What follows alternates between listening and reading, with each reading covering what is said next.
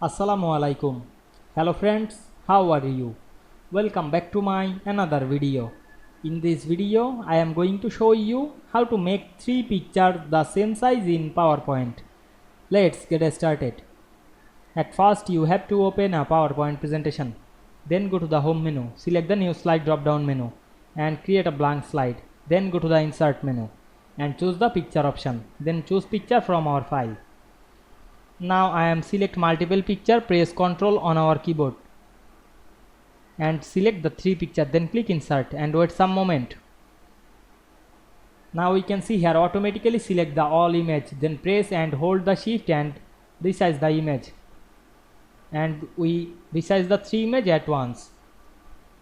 As a result, the all images size is same. Then move the image one by one.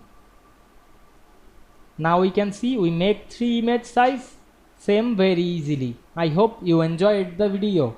Please like, comment, share and subscribe my channel. Thanks for watching.